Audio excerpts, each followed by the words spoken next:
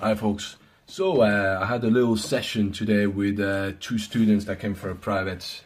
We had quite a lot of fun, and I was speaking to them today about the different types of people that you encounter in a group of mugger, in a group of predators. Okay, so very often, and not very often, but most of the time, all the time, you have the alpha male in the middle, which is usually the person that's going to engage conversation with you. Okay, he's the confident guy, tough looking, that's going to be coming to you and that's going to engage the dialogue or the conversation. He's going to engage the situation basically.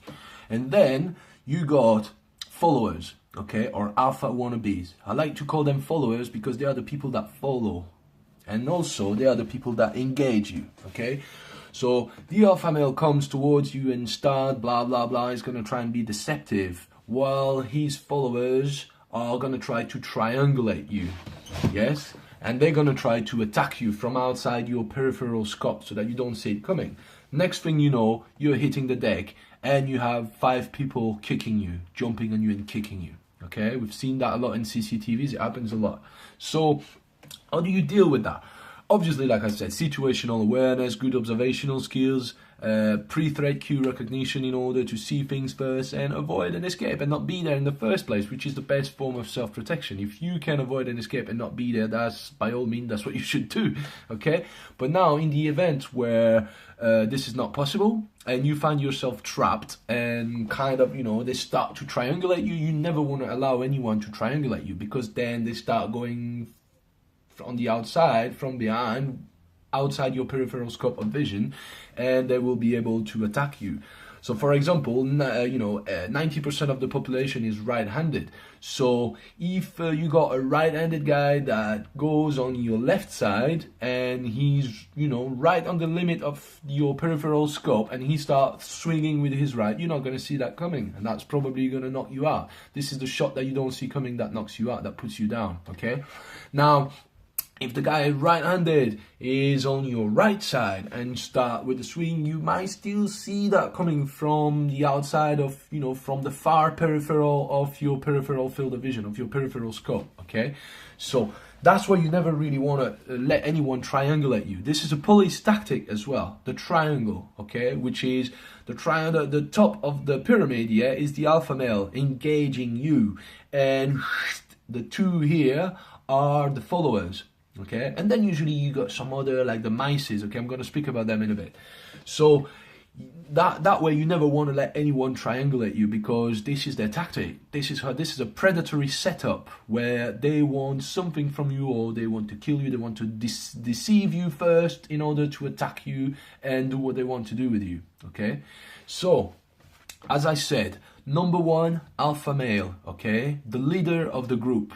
Number 2, you have followers, or alpha wannabes, or betas, we call them. If there is an alpha, there is betas as well, yeah? And then there is thetas, yeah, which are the mices, okay?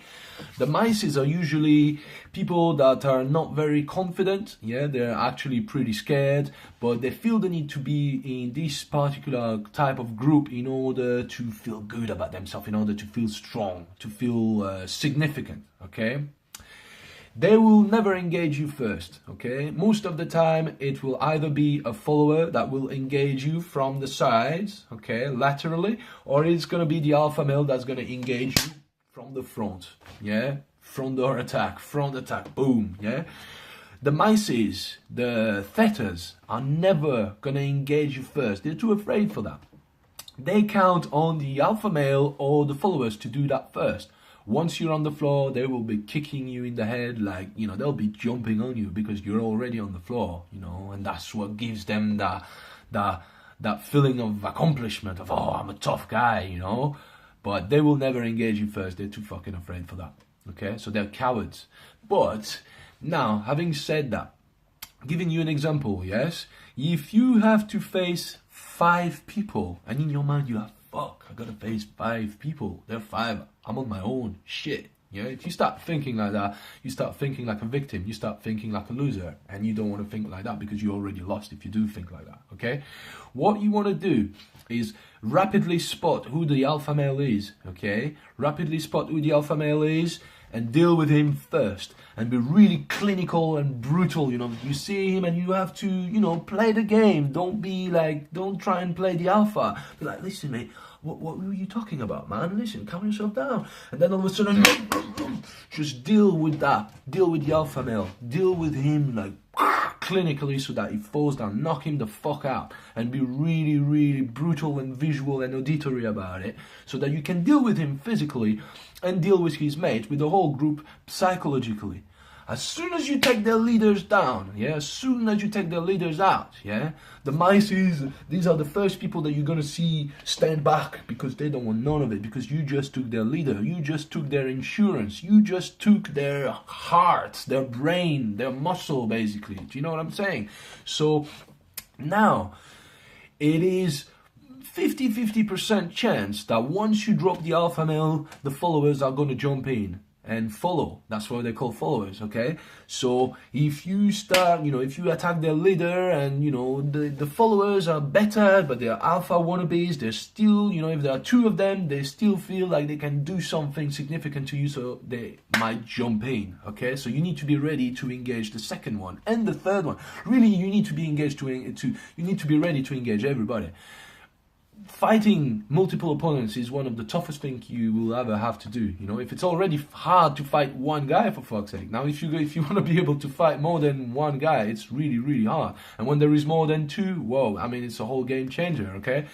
But my point here is that when you see people and you see, they're 5, and in your mind, if you know what I know, what I'm trying to explain to you now, you will think like that, right? Okay, where is the alpha male? If I drop the alpha male, I deal with the mices. So if there is a group of 5 people, and I drop the alpha male, that leaves 4 people. If there are 2 mices, they're out of the picture straight away because they will not engage you. Now you have 2 followers, and if 50% chance that after you drop the alpha male, you deal with the mices, you drop the second one, and the last one is not going to want none of it because you took the leader and you took the other follower. So this guy is going to turn to shit and he's going to move away, okay? It's not 100% science, but it's a 50% science that is worth knowing, okay? So I repeat again so that you understand. If I have to deal with a group of 5 people, I need to spot the alpha male and drop him first and be brutal and visual about it so that I can deal with him physically and at the same time deal with all the rest of the group psychologically. I deal with the mices, they want none of it because I just dropped their leader. Now I have to get ready to engage one of the follower. As soon as I engage and I get done with one, maybe I have to engage 2, it really depends. But I'm not talking about magic Superman technique here. I'm talking about, having your best chance of survival in that type of situation, okay? Now, it's a good idea, when we speak about situational awareness, like observational skills and pre-threat cue recognition in order to spot the pre-threat cues, in order to spot the threat, the potential threat anyway, before it happens, in order to avoid an escape and not be there in the first place, which is, like I said, the best form of self-protection. Now, you want to be able to develop that situational awareness. So you want to be able to sit down, for example, at a terrace of a cafe and observe groups of people and observe how they behave to each other. Try and spot who the alpha male is. If you go in town center in any city, it doesn't matter which country where you live, you go to town center and you see this group of youngsters that try to look dangerous and look gangsters and all that, which are really gangster wannabes really, but they try. If somebody pulls them a gun, they will quickly understand what they are and what they are not. But observe these people, see who the alpha male is, spot the alpha male, spot the followers and spot the mices. You will see it in their body language, facial expression and kinetic energy, okay? It's a very, very good idea, in order to develop your situational awareness, your observational skills. You can observe these movements within the animal realm as well. Look at wolves, for example. You got the alpha, you got the betas and you got the thetas, okay? You got the alpha, which is, like, right, you think you got what it takes to beat me? Fucking come on then. This type of mentality. This is the alpha.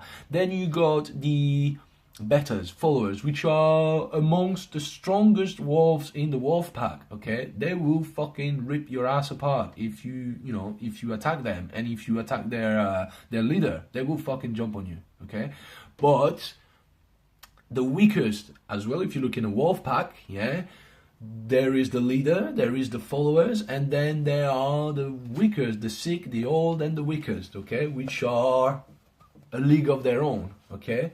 If you start fighting with the alpha male, they will not jump. They will not jump on you because they will think, fucking hell, this guy is strong enough to deal with our leader. And I mean, he's keeping his own, he's holding his own. So, fuck that, we don't want none of that. But the followers are going to jump in. Okay, so you have to be ready to engage them. That's what I'm saying. So this is a little thing that we went through quickly today with two of my students, because I wanted them to understand predatory setup and the different types of predatory people inside a predatory group. Okay, who is doing what, and who is ballsy enough to attack you first, and who is ballsy enough to jump in once you engage their leader, and who is like, who is not going to engage you because they don't have what it takes because you took their leader away. Who've seen the Fifth Element, yeah? Where Bruce Willis just goes around there, send someone to negotiate. And it's like, I never negotiated. And then Bruce Willis goes, do you mind? And he goes there and goes, boom, just shoot the guy in the head. And none of them want to fight after because he took their leaders away. So it's a fucking movie, yeah? But it's just, it's just to give you the example here, yeah? So, yeah, that's about it. That's what I wanted to speak about, And have a good one, folks. Bye-bye.